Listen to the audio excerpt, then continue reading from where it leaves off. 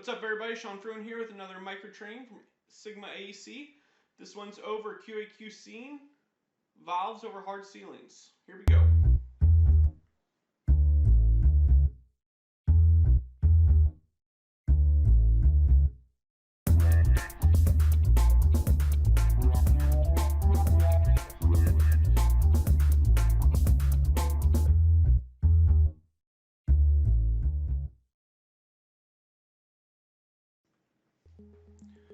So here we have piping valves over two different ceilings. One piping valve is out here in space. So one ceiling's a gypsum board. We wouldn't want a valve over that just because of poor access. So here we're going to write a little Dynamo script to check to see if that is there, and then color code our plans and identify the valves in a schedule. So first let's make the schedule. So go down here to piping valves or accessories. So we are going to use the comments parameter for this.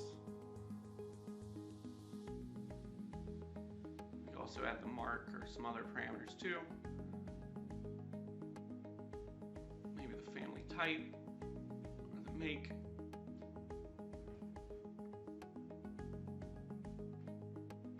And so now the first thing we want to do in the schedule is to make a filter. Conditional formatting.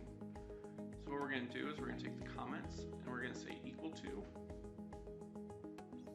gypsum board. Now we're going to make it flag red if that is indeed the case. So remember, this is our piping valves. So we type gypsum board and our schedule turns red. So this name gypsum board is coming from the ceiling name. So we have this basic ceiling gypsum board. That's the one that we want to turn red if the valve is above that. So we can also add this filter to our views. So let's make a new view filter. Call it needs review. In this case, we only want it to apply to piping accessories. And now we want to again use comments. Contains, and now we can just be a little bit more relaxed and just put gypsum in this one and not gypsum board. The other cool thing that we can do is add other constraints as well. Maybe hard ceiling, maybe you want to check slab, I don't know. So now we'll add this to our view. We will make it show up red in that condition. See, because this valve has that comment trigger, it turns red.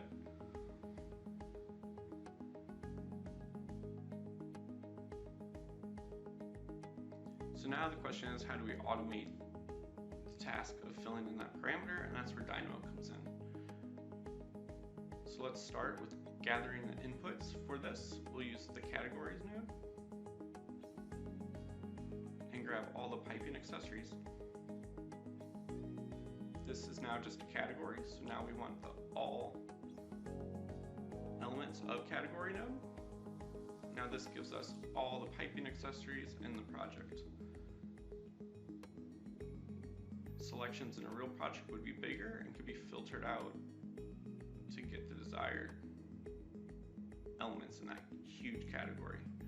So the next thing that we want to do, or our goal, is to set comments parameter to a certain value. So that's really what the script's going to do, is find this value.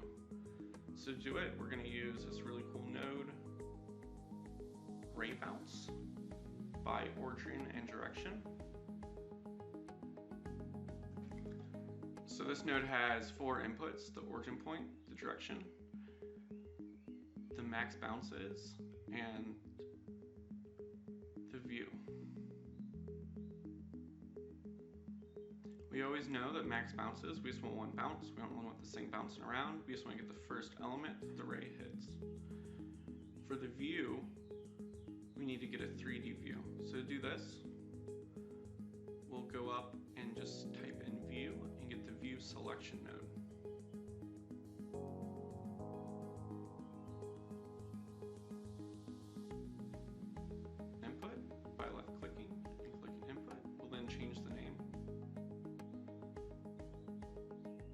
so it would show up in Dynamo Player.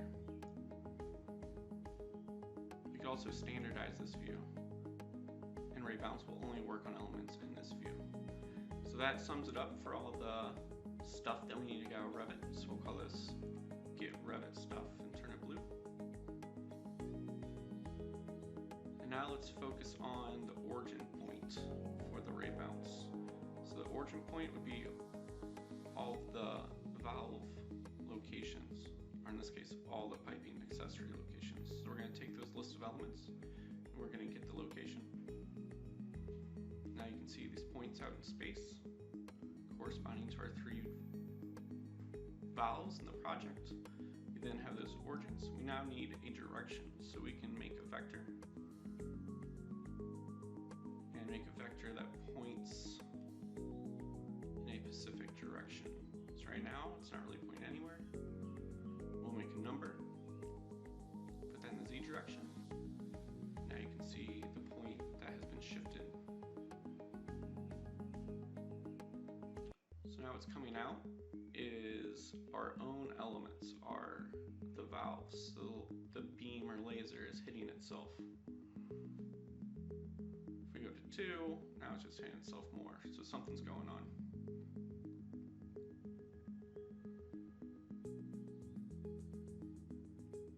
So now let's shift that point out from away from itself to give us a new starting point.